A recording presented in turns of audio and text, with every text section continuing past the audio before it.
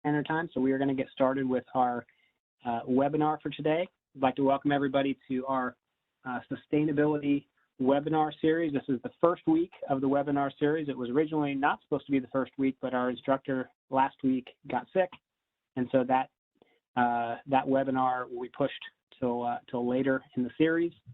So without further ado, let me get us going. My name is Jason Hummel, and I'll be kind of our administrator MC for today. I'm out of the Baltimore district, and I would like to introduce our presenter for today, Ms. Kelli Polzin. She is a registered architect. She's a LEED Accredited Professional and Engineering and Construction Manager for the U.S. Army Corps of Engineers, Northwestern Division, on the Department of Veterans Affairs Program Management Office. She started her USACE career at Seattle District, where she had an extensive involvement in sustainable design and development during all phases of project delivery, leading projects through LEED Silver and Gold certifications. She later went on to headquarters, where she served as Sustainability Program Manager for Engineering and Construction, and transitioned to the Department of Veterans Affairs PMO Engineering and Construction Manager position to focus on healthcare construction. In her current position, she is supporting the DVA program major construction projects in design and construction in Portland, Oregon, American Lake, Washington, Fort Harrison, Montana, and St. Louis, Missouri. So with that, Kelli, the floor is yours. Thanks. And I just wanted to let folks know, if you didn't see the chat, if you've got questions as we're going along, I'll try to field those. Jason's going to keep track of those questions to read them out to me as they come. So if you could place your questions in the chat, that's how we'll be managing that today. So welcome for anyone that joined us in the summer, fall 2021. This is mostly a repeat with a couple added pieces at the end of the presentation today, but I think we've probably got a lot of new names here, so welcome everyone. Today I'll be covering third-party certification, covering the different certification paths available for DoD projects. We'll talk Army, but Air Force and Navy projects as well a bit.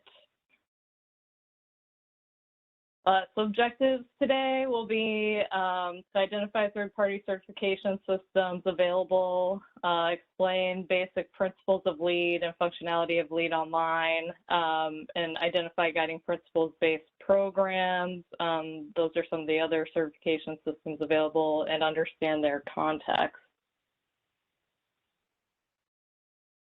On this page, just please take note. Here's some helpful links. We do have a tools and resources webinar, I believe will be next month on April 6th, that I'll go through some of these in more detail for additional resources you can find on these sites. But whole building design guide at wbdg.org at the top here includes all of our criteria, specifications, policies, tracking and reporting cards required that we'll go through, has some great training and other resources there. So the link we're showing here is focused on the sustainability program. If you take note, U.S. Green Building Council, that's where you're going to find a lot of the training and other resources. And then Green Building Certification Institute is actually where we've got like the certification side of things with LEED. And then we have specific links for LEED Online. We'll be covering those for the different versions that may still be under use. And then also take note of the credit library link at the bottom there. That's a great resource, moving to online electronic version of where you can read more on the LEED credits without needing to purchase a LEED reference guide. So we'll discuss third-party certification systems, LEED and LEED Online. Then we'll also cover how to go about becoming a LEED accredited professional briefly, just to give you some high level kind of what that process looks like.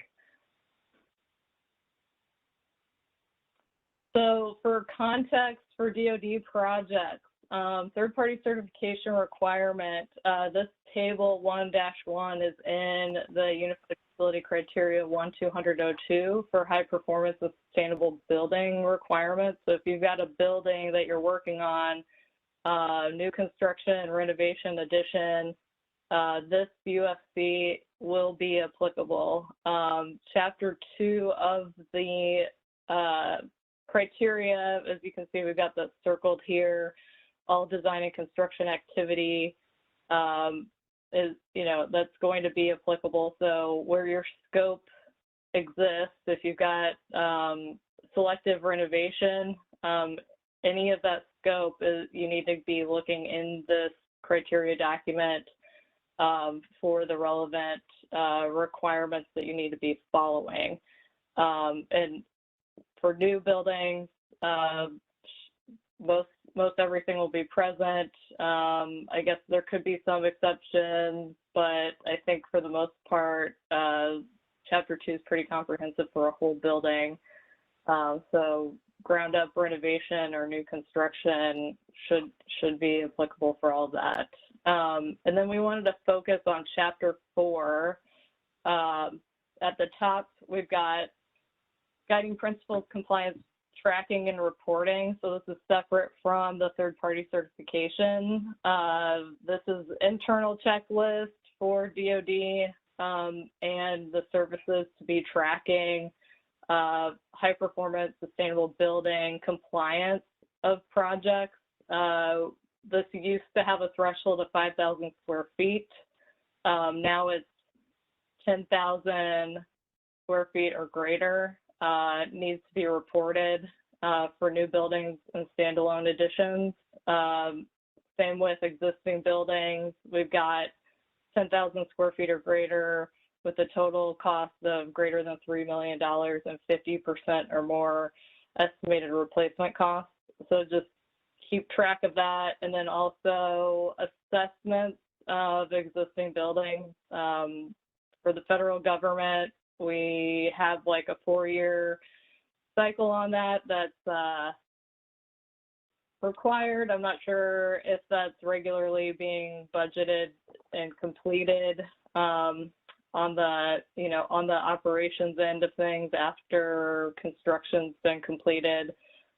But the intent is to have buildings assessed and evaluated for tracking and reporting of high performance sustainable building compliance on buildings that are greater than or equal to 10,000 square feet. If you look to the lower portion of the Chapter 4 list here, the third-party certification is explained. So likewise, where we're going to be doing tracking and reporting of our high-performance sustainable building compliance, the same thresholds apply.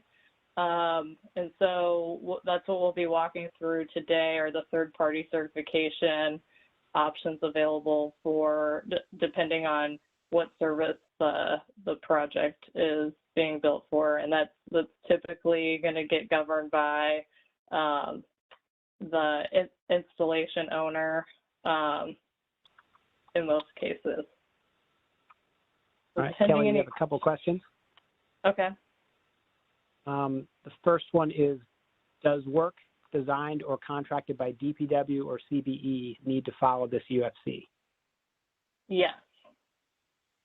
There's no exceptions. This is engineering and construction criteria for DoD projects. So no exceptions there. There is DoD sustainable building policy from 2013 that invokes this UFC, so it's applicable at the highest level. Any other questions? There was another one from Mark Jones, which I think Billy may have answered, but Mark's question was, do replacement costs utilize local cost factors? I'd have to get back to you on that one, unless there's somebody else on the call here that knows the specifics of how the estimated replacement cost value is generated.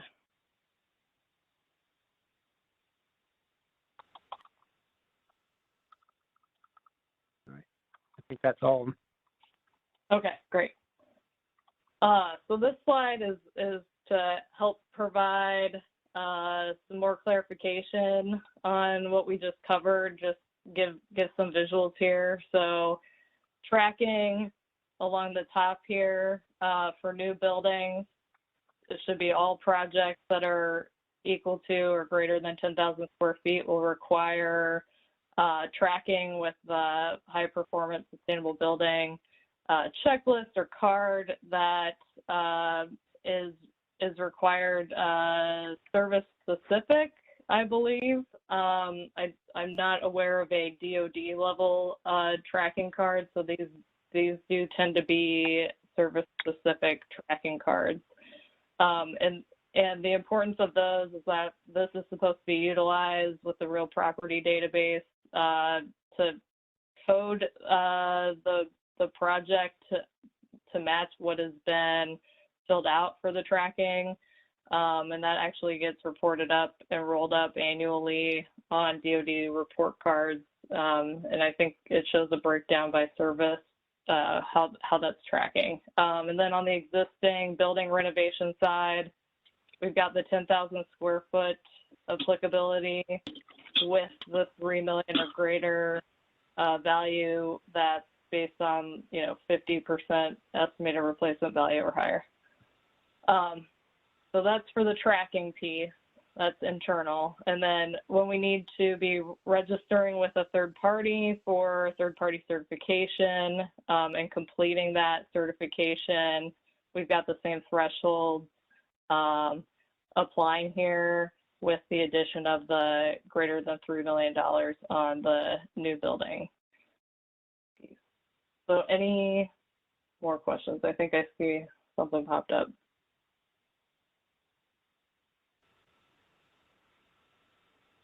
I think we're good on questions-wise. Joshua had just said that Mark Jones had been asking about how the previous guidance applies to civil works. Oh, okay. So third-party certifications, we've got different certifications shown here. So under Green Building Initiative, so this is one body that does sustainable building third-party certifications. They are responsible for the Green Globes system that's used in industry. They also have a guiding principles compliance path that's geared towards meeting the federal guiding principles requirements and lines up closely mirroring what we've got in the USP 1-200-02. GBCI, they're the body that's responsible for LEED certification that's used in industry, and Army also requires, and there's GBCI's guiding principles assessment. That's guiding principles equivalent to what Green Building Initiative provides. This also mirrors what's in USP 1-200-02. What I would let you know about these two guiding principles, compliance and assessment paths, is that these are open and preferred for use on Air Force projects. I believe Navy allows for any of these systems to be used on their projects, and Army specifically requires LEED. So wanted to make sure everyone's aware for your specific projects that that you're working. Any questions on that? Otherwise, I'll move forward. All right. Just to give you as an overview for the guiding principles, assessment and compliance reviews offered by GBI and GBCI. This is a validation of the Unified Facility Criteria 1-200-02 principles being met. So these have been worked through with the Tri-Service DoD group that's responsible for the USP 1-200-02 working with those third-party systems to develop guiding principles path for compliance so that we're actually able to get third-party certification that 100% lines up with what we're actually being asked to track on that tracking checklist or card that I mentioned earlier. So for third-party certifications, we'll, point of contact for questions and reviews. For GBI, they are using, typically the way that they handle it is they will actually provide you with, I believe, a reviewer that's dedicated to the project. Along the bottom here, they start with requesting a quote, submitting an initial survey, kind of documenting what the scope of the project is, and some general checklist information up front, and then they're actually along for the design reviews. So they're, through this process, they can provide feedback early on if things are looking like they're maybe not on track to meet all the guiding principles requirements. So I think that's some value added that some teams have seen. They'll provide a preliminary report before going, I believe this is before we get into construction too far, just as far as where things are tracking with what's been developed in the construction contract. And then they actually come out to do an on-site assessment at the end of construction to evaluate that the building has met the guiding principles requirements. And they do a report and issue a certificate at the end. I believe this matches up with their Green Globes process. This top flow chart is GBCI's process that they use for both guiding principles and LEED. You submit an interest form and then register the project. Some clarifications may be made throughout this process, but LEED offers kind of two ways of doing it: waiting till the end to do your review and certification, which isn't advisable, or you can do a split review, get an initial preliminary ruling on design credits and where they stand. Usually this is advised to get done before we're getting into construction, especially with some back and forth that's been noted in the past on energy credits. It always seems to come up that there's more information requested or changes requested from LEED reviewers, and being able to accomplish this before getting into construction is better, so you know where you're standing when you're getting into construction with a contractor, so they know how many points have already been awarded to the project. So they know what's remaining that we're going to need to get to LEED Silver. So for GBCI, they're going to have things identified for design versus construction in the USC 1-200-02 principles, and also be able to give you that look as well if you're pursuing a Air Force project under this scenario. There was one question from Sure. Raymond Liu. He said, does this apply to military housing projects? I believe so, and there shouldn't be any exceptions there. I'm not sure if the question is because that might be privatized. Yeah, this is Jansen.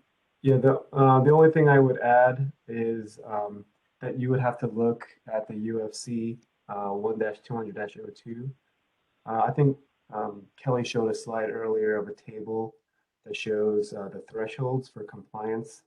So normally, if the building is over 10,000 square feet and over $3 million in terms of the project cost, then this would be applicable to follow this direction.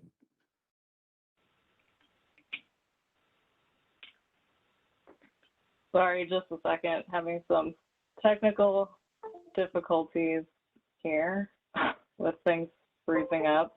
Get the screen back up here.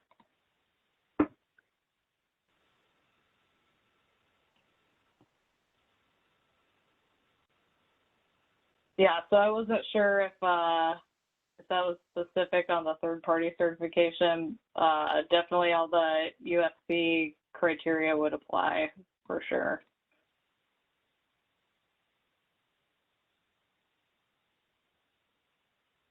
All right, hopefully my screen's showing again.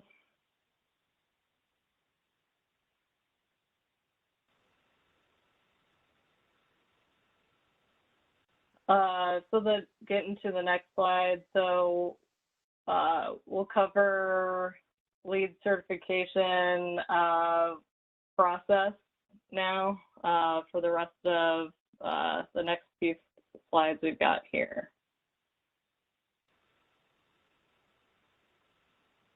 So here's here's an example of I believe this is an Army project from Fort Leonard Wood, receiving gold certification. This is under LEED version 2.2, achieving 42 points, and we'll cover some of these, what these categories are that you'll find in LEED in the LEED rating system, and we'll talk through that in a little bit more detail as far as kind of what these points mean and prerequisites that also need to be achieved. Okay. All right, so for the LEED rating tools, just for another visual on this, the way the online tools work is the USGBC side of things has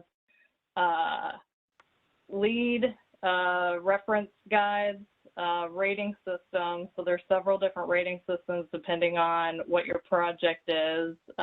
They have new construction. There's more renovation O&M related, core and shell. There's other specific systems that are available depending on building types as well. And then there's educational programs in there. And kind of tying between the two is LEED Online that has specific, are you guys able to see my screen?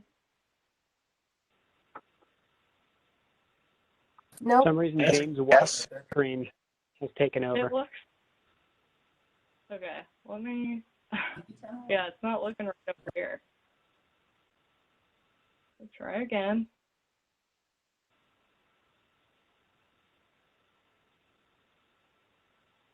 Okay, can you guys see the LEED rating tools?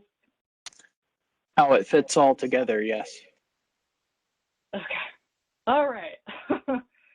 So what I was explaining was USGBC side has the different LEED rating systems that are available, guides, education programs.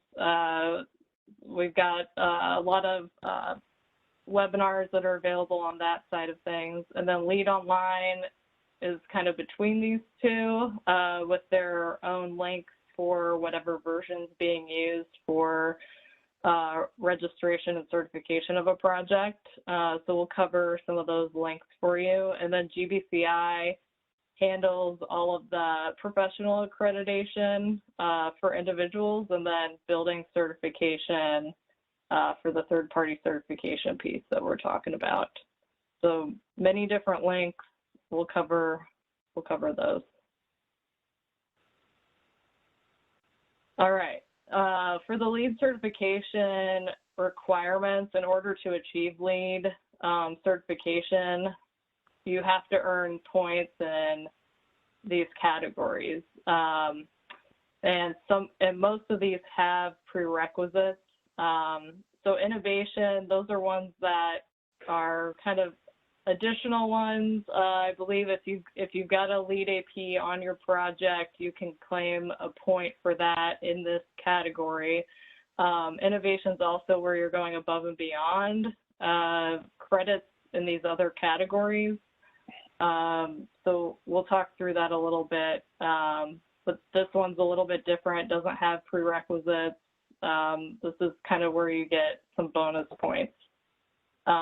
Indoor environmental quality has prerequisites. So when we say prerequisites, that means you have to get those, you have to achieve those before you even start accumulating points. Same with the rest of these, I believe, except for location and transportation. So covering these, you know, we've got indoor environmental quality that's dealing with natural light, air conditioning of the space, being efficient, ventilation requirements, even getting into, you know, off-gassing and things like that. Materials and resources, this gets into construction waste management area, but also sourcing of materials and the sourcing being sustainable. So this lines up well with our requirements that we've got for recycled content, renewables, bio-based, things like that. Location and transportation, this gets into land protection issues, public transportation access, green vehicle charging, preferred parking spaces for that. Sustainable sites gets into, you know, do we have a sufficient open space available? It gets into some of the light pollution reduction, also heat island effect categories. Energy and atmosphere is really getting into all the energy efficiency, metering, energy production, if you've got renewable energies on your site. And water efficiency is handling all indoor and outdoor water use. So how LEED works. So basically, there's 4 certification levels. So even to get at the certified bottom level, you have to achieve 40 points. Per Army policy, projects are required to achieve LEED Silver, which starts at 50 points and ranges 50 to 59 points. If you're able to exceed 59 points, you're getting into the gold category, and above 79 is platinum. We'll go through further what this looks like. There's, you know, at the top end, there's 110 points total available. And as I mentioned before, there's prerequisites that have to be achieved before you're able to start accumulating points to hit these thresholds. As I mentioned before, LEED Silver certification is required for Army. LEED version 4.0 rating tool is the most current tool that's adopted by the Army. So that came with a lot of updates and changes from version 3, which has made it quite a bit more challenging to achieve. So just throwing that out there. And then for Air Force building projects, just to put a plug back in there, they no longer accept LEED and prefer the use of the federal or DoD guiding principles-based assessment or certification compliance. So gold is 60 and platinum is 80. So those are the beginning thresholds for each of those levels. So going through LEED versions, before LEED 2.2, there were some other versions. Those definitely shouldn't be current at this point. 2.2 has been phased out. I think that project I showed earlier was under 2.2. Version 3 came out in 2009. And LEED version 4 came out in 2013, just to let you guys know. And going from version 3 to version 4 really got into more building life cycle, holistic design, whereas I think before it wasn't as holistic. in nature, and so I think it was a bit easier under version 3 to accumulate more of these points than what we're seeing in version 4. So for version 3, Kelli, can I add one thing real quick? Yep. So I was told that LEED V3 is getting retired at the end of June of this year. Can anybody else verify that one? Yeah. Yep. Okay, so just this is a reminder, if you have a project that's trying to get certified under LEED version 3, it needs to happen before the end of June. Yeah, actually, I was going to cover that here. So for LEED version 3, that was open until for registration. So version 3 started back in 2019, and they cut off new registrations back in October of 2016. So that was just for initial registration. And at the time, they set a sunset date for when certification needed to be completed, and that was by June 30th of last summer, 2021. There may still be projects out there pending certification. I know from my work on the VA program, where I saw projects weren't going to be done with construction by this date, I went ahead and contacted USGBC about that and requested any opportunity to extend that date. If you had made contact with them about any kind of anticipated delays known on your project before June 30th, 2021, you may have been granted an extension. At the time, they wanted to be kept aware of, any future delays that might occur because they're needing to keep reviewers around and available that are knowledgeable on version 3 in order to entertain any late certifications. So it's really a workload issue for GBCI side of things to keep reviewers around. So unless you got those agreements before, you may not be able to secure one now. But if you do have a project that's beyond this date, that's under version 3, you may want to reach out to find out if there is any opportunity to still get certified. Otherwise, you may have to convert to version 4. So yeah, just to also let you know, version 3 was also called LEED 2009, which was when it came out. And this is what it looks like when you log in to the version 3 side of things. So yeah, those are great points, Jason. This one should be kind of retired, I would think, in the next year. Hopefully projects are finishing up their certification. And then so for LEED Online version 4, links at the top, USACE and Army started using this for, any new registrations that started on November 1st, 2016, after the cutoff for version 3. So USACE, Army projects are using this system.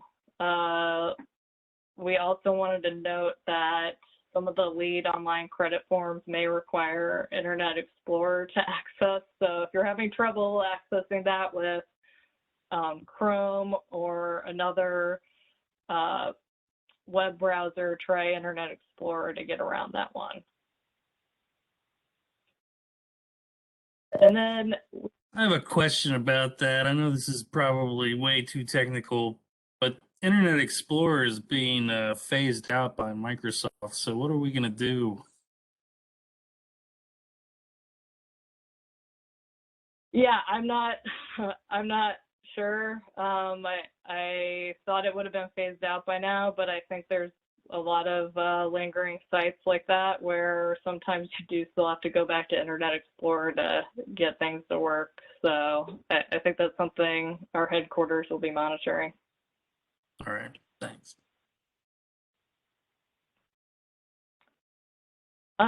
So just to review things with you guys, for LEED version 4, this one's specifically for new construction and major renovation. So these checklists will vary depending on what system is being utilized. This is kind of the typical one that we see if you got new construction, major renovation, Milcom projects. This is what we're kind of focused on here. So as you can see, like location, transportation, these are all credits. There aren't any that are labeled as a prerequisite. And over here on the right-hand side just shows number of points that may be available. That's not a guarantee you'll get all of those points. LEED has it structured where they'll, explain their thresholds for achieving the number of credits you're pursuing. So this checklist is a good list to be going through early on in the project, to identify what kind of site location do you have? Are you able to grab some of these credits? Just knowing where it's located, what kind of site it is, if it's hitting one of these sensitive land protection, high priority sites, if it's well connected. So this tool is used early on to identify known credits that you're pretty confident you're able to get, ones that are in the maybe column that you're going to strive to get, and then there's usually ones that are just clearly not applicable to the project scope or not budgeted specifically, like sometimes with renewable energy. And then I just wanted to highlight for you guys, like on sustainable sites, this top one is noted as required. So this one's one of the prerequisites. So you have to hit that no matter what. All of these prerequisites that are labeled as required, there's no getting around those. You have to meet all of those.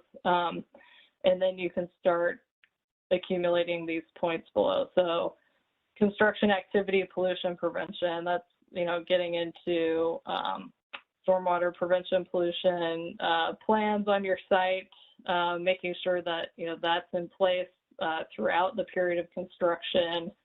So yeah, just wanted to note those to you all. And then again, in the innovation section, the LEED Accredited Professional, that's an easy one to get if you've got someone assigned to your team working that. And then if you're going above and beyond on some of these credits, there's opportunity to seek additional points for innovation. And there's a limit on those. You can only hit 5 of those. So they don't let you stack the deck in this section necessarily, but you can get up to 5 additional ones. And then there are some regional priority specific credits that are out there depending on your location and some priorities that are set. And then here, just wanted to show you guys, like in the reference guide for LEED, and this is available online. And like I mentioned before, on April 6th webinar, we'll go into kind of how to navigate the website to get to this information. But this is kind of how LEED sets this up. So for a credit, they'll call out what systems it applies to. So as you can see, there's several different systems available: new construction, commercial, schools, retail, etc. They'll give you information on what the intent of that credit is, followed by what the requirements are. And then there's more information, on any special calculations required for, what option you're pursuing, and they walk you through the steps for the documentation required and, any thresholds that are set for the different number of points. So that information is available for each credit. So just wanted to let you guys know how that's set up.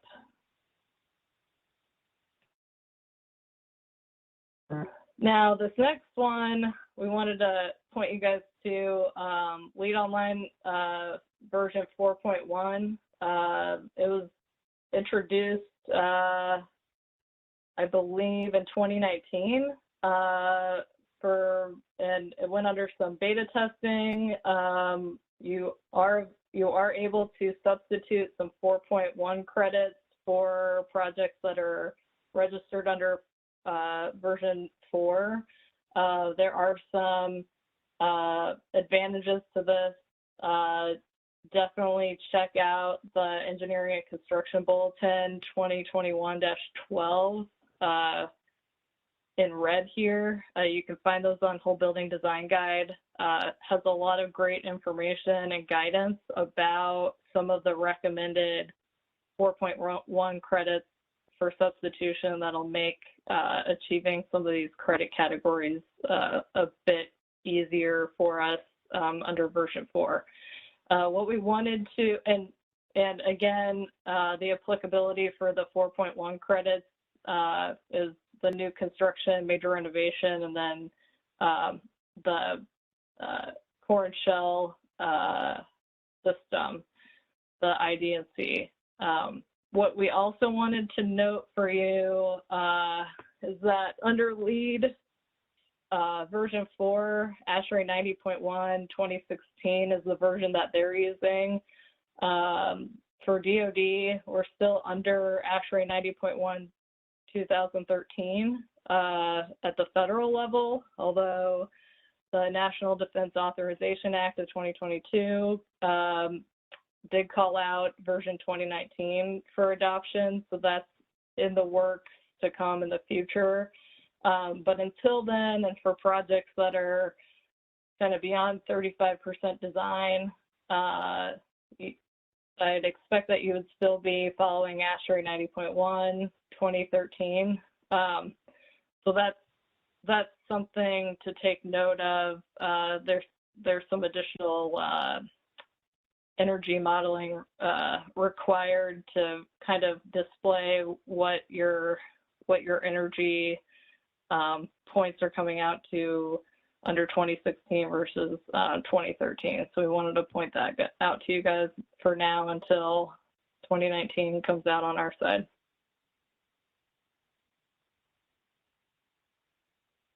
All right, so getting into the ECB 2021-12, achieving certification under LEED version 4. It's a great resource. I encourage everyone to go look it up, read it in more detail. We don't have a ton of time here today, so I'm not going to be going into all of it exhaustively.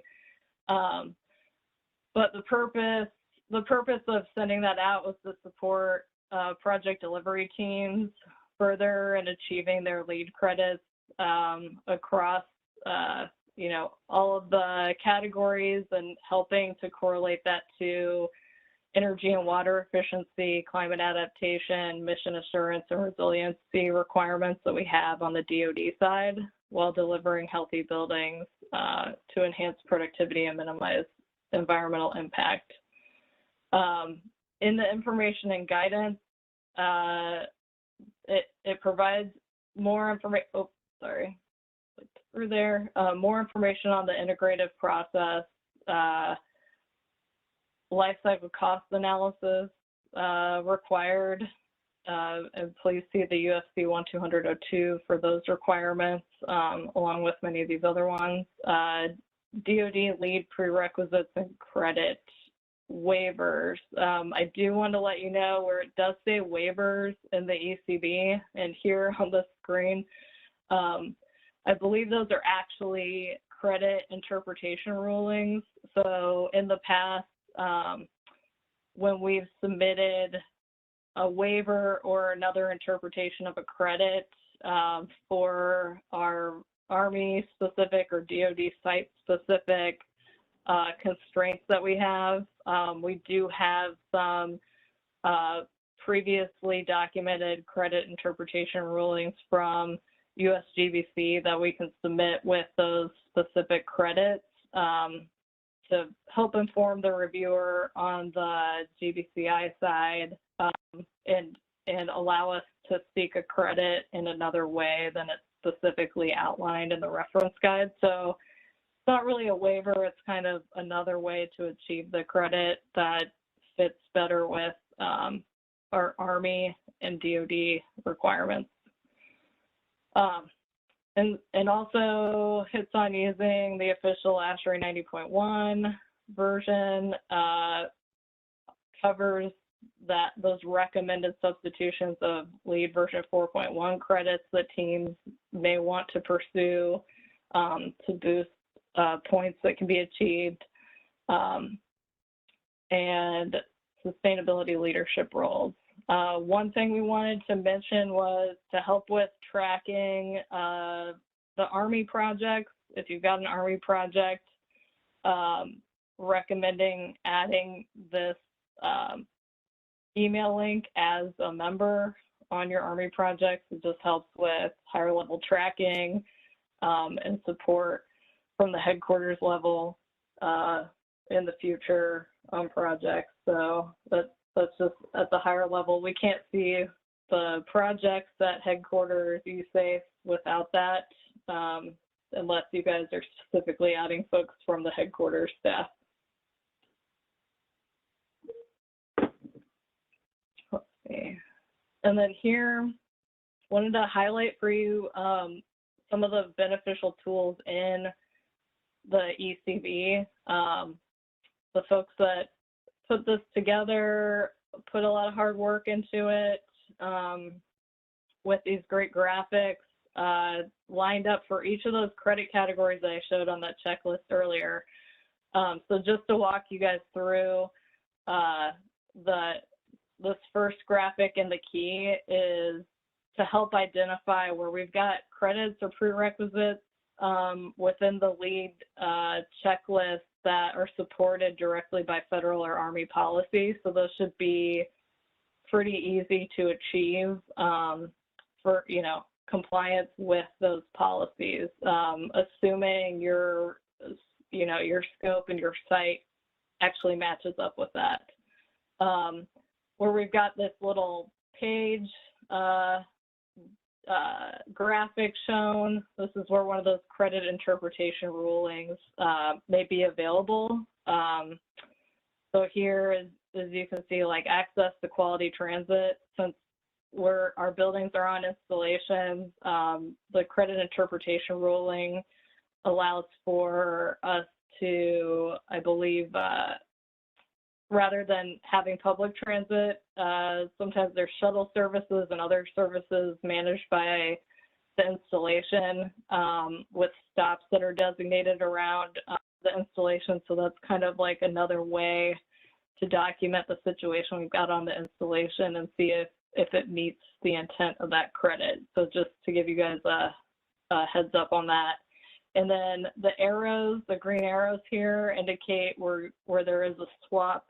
You can substitute a 4.1 credit and it's recommended. So definitely take a look at those. For those of you that are joining from DPW, we've got this graphic here for master planning team customer.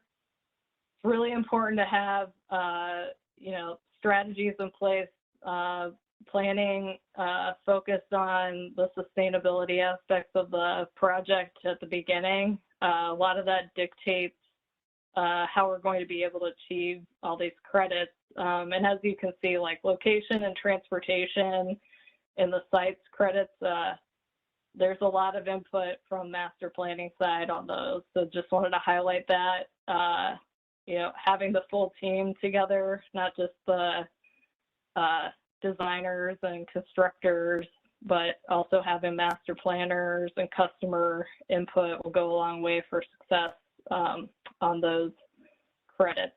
And then where we've got this compass, we've got design team responsibility. That's also shown with the D's over here. So we've got D or C designation in this column for design credits. if that's something that the design team is responsible for and would get reviewed in a design review. Or construction, you'll see a C for those that are dependent on the completion of construction to be reviewed and evaluated. And then likewise, we've got construction team graphics shown, as well as operations and maintenance team graphics shown. On the integrative process, that's really capturing, are we doing integrative design here? Are we including the full team, everyone's perspectives and input to achieve the most sustainable, energy and water efficient facility that we can? So just wanted to give you guys a snapshot of what that looks like and the benefit of checking out that ECB where you may plug in and be a real asset to achieving credits leading towards the LEED Silver requirement on our projects. As I mentioned before, being able to achieve LEED Silver or higher is definitely dependent on the full team. Everyone's got a piece of this. Planning charrettes, design charrettes are really important to get these laid out and get input from all those parties. Now for the LEED AP portion, the accredited professional. This is for specific credentialing of engineering, construction, master planners, O&M staff. Anyone involved in these projects can become a LEED AP.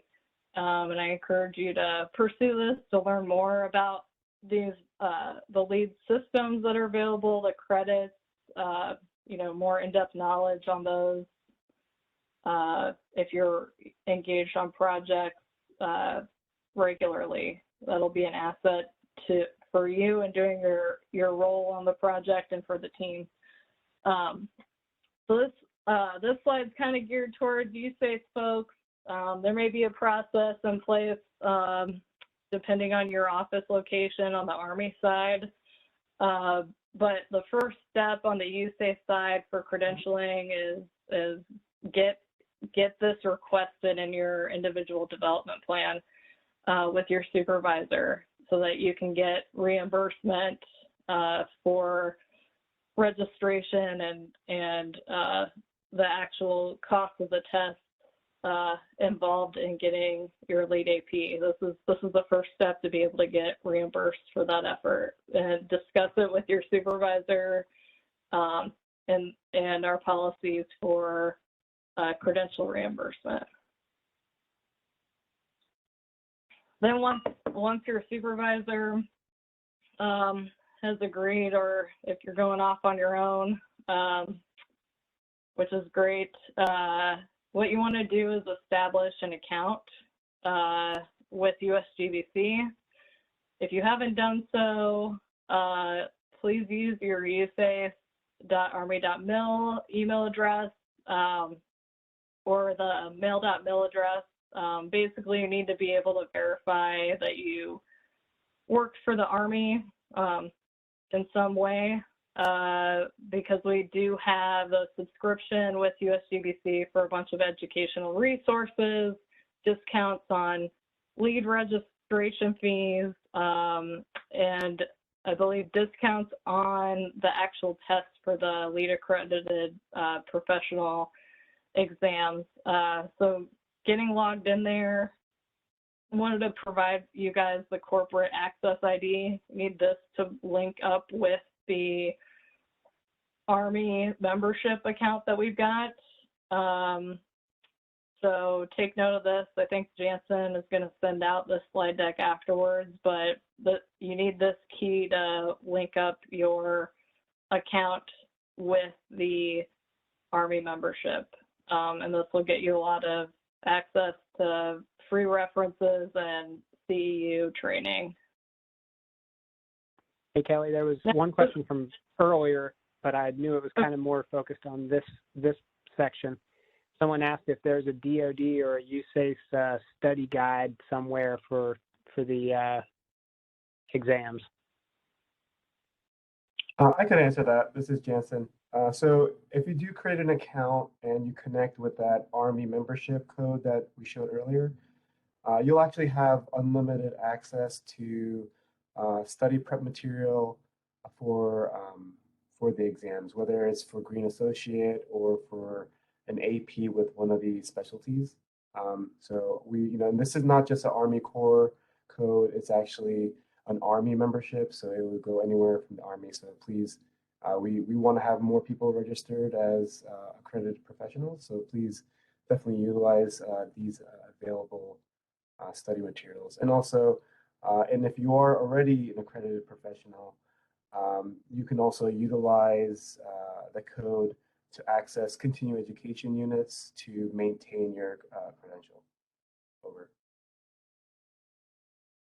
Yeah, those are great pieces of information. So following the website, you want to go to this website. As Jansen mentioned, there's the first hurdle of doing the LEED Green Associate exam, I believe, before the LEED AP.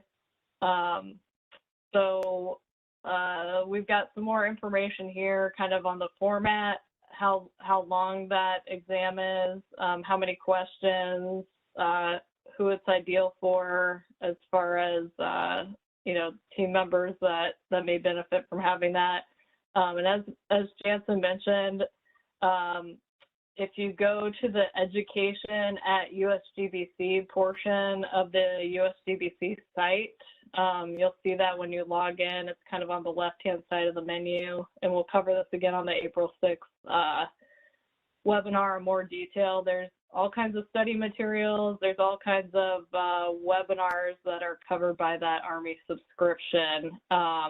So definitely recommend studying the material that USGBC provides, since that should be most up to date, and matching, what specialty you're signing up for, and definitely take a look at the specialties and think about your projects and what you're mostly involved in. If it's building, design and construction, new construction, major renovation work, the BD plus C version is probably where you want to go. But if you're working more operations and maintenance side of things, maybe that's one you want to pursue. So you'll need to look into what specialty makes most sense for you. And there is a credential maintenance piece of this with continuing education hours, but that's easy to get. If you're regularly involved in projects, documenting LEED credits, you can take credit for that time involved. And then there's also all of those webinars that are free through the Army subscription to help you hit those 30 hours for the LEED AP. And I believe that's every 2 years. Yep, every 2 years for that. And as I mentioned before, once you link up with the Army membership, there's discounts for you. So, instead of this $550 listed here, it's discounted down to $400. And that's if you do the combined exam. So I believe there is a combined option where you can get the Green Associate and the AP done in one shot, or you can take it kind of two steps approach. And with the specialty only, that one's $250. So just wanted to let you guys know about that. And then I think here this slide has it in kind of a bigger format, what the fees are, prerequisites, how many questions for each one, and what the passing score is. So take a look at that. Green Associates kind of the first step, and then you could add on LEED AP or go for the full thing if you're working on projects pretty often. Just wanted to provide this information to you guys so you know kind of what you're getting into for these credentials. Hey, Kelly, there was one question. Yep. Somebody said, can a legacy LEED AP take the BD and C exam directly without having to take the LEED Green Associate exam first? Ooh, I think you may be able to. I know there was a period back there when the specialties started where people that had a LEED AP previously could elect for a specialty and just move straight into the credentialing process to maintain that. But that was a limited period, and I'm not sure actually. I think we'd have to. This is Sheila Pachasa. Yeah, I went and did that, but then I didn't fulfill my training. So I believe I looked it up and I could take the green exam, but it just changing from BD plus C back to legacy LEED AP. And then I looked it up maybe a couple of years ago and it said I could go take the BD plus C exam. So I think you might be able to, but I would confirm it. But I think I read somewhere online about it on GBCI. Over. Okay. Yeah, so I guess what I'll say for that, if you're looking to elevate to, from a legacy LEED AP to one with specialties, just know that comes with a commitment of, with the LEED AP specialty, there's a renewal fee every 2 years and the credential maintenance hours being documented, whether that's like project specific credit work, probably like webinars count if you're giving those, or going through listening to webinars and getting credits that way. So just be prepared for that if you're going for the LEED AP specialty. So some recommendations for the credentialing process for exam preparation, the LEED reference guide, which is available online, and we'll cover that on the April 6th webinar, how to navigate there, but it's available on the usgbc.org site. And then just explore USGBC, LEED online, just get really familiar with the credits, and then, the thresholds that are in there, intent and requirements on those. Use the webinar subscription that we've been talking about, since there's a lot of free material out there, and I think there are some specific ones, geared towards this exam prep for you. And then, any other sustainability webinars on subjects that you may not be as familiar with, I think that will help you out greatly with understanding the intent and requirements, being able to answer the questions on the exam. So this one, I'm not sure on the Army side how you guys are tracking. If you guys do use MyBiz DCPDS, we just wanted to add this information at the end for reporting your LEED AP credentials. This is a great way for organizations to track how many folks we've got that have achieved the LEED Accredited Professional status. For reporting how many folks we've got with that. I think we're also working on the Army or USACE side for identifying folks that are available, to support questions teams have, and possibly working on projects if you don't have one in your office. So going to the DCPDS link, getting through the regular sign-in. Once you're into MyBiz, on the left-hand side, there's like the key services menu here. And when you go down to professional development, you'll want to select certifications and licenses to go update. And when you get in here, select the certifications and licensing tab and that you want to add one. If you've already done this for like an architect or professional engineer license, these are the same steps. We just want to keep track of, who's been able to achieve this within the organization and maintain tracking on that. And then just type in, once you're on the screen, type in LEED to search, and these options will come up.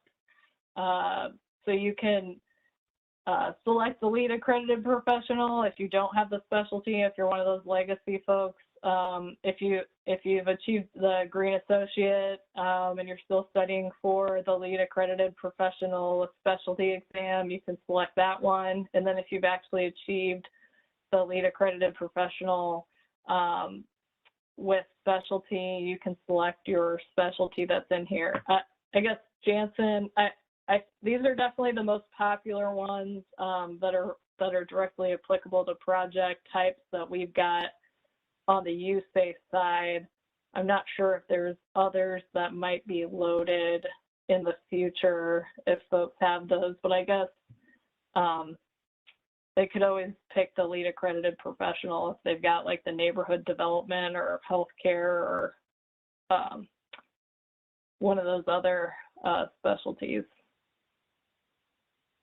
And I think with that, then you just click, review and confirm after you select which one you've got. And then it's added to your profile for upward reporting for your organization.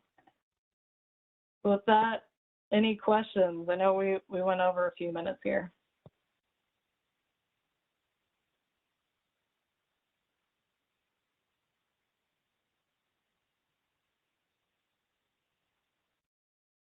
There was one question a little bit farther back that said, once a building has met LEED requirements, what has to be done to sustain it, and can that certification be rescinded or decertified?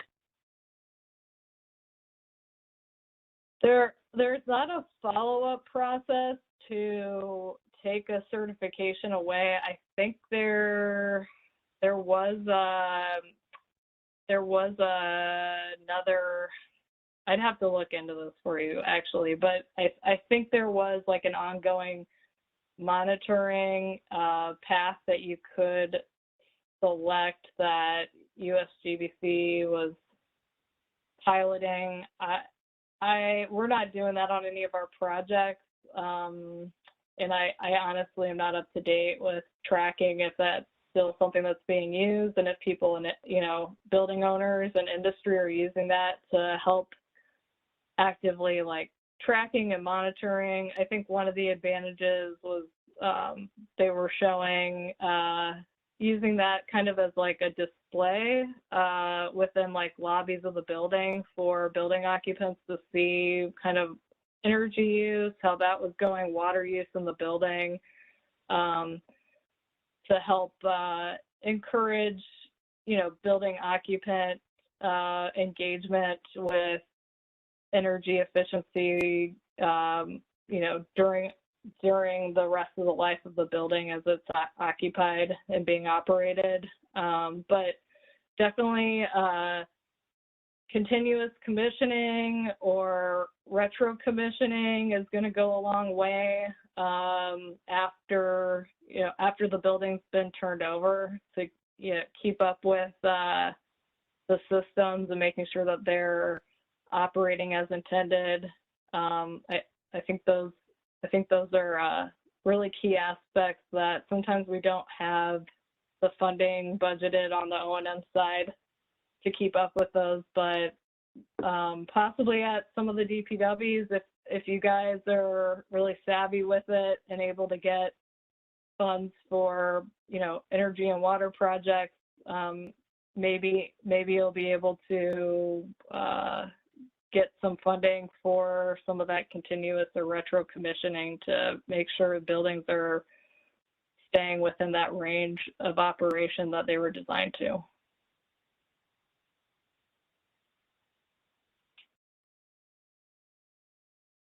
Any other questions, Jason?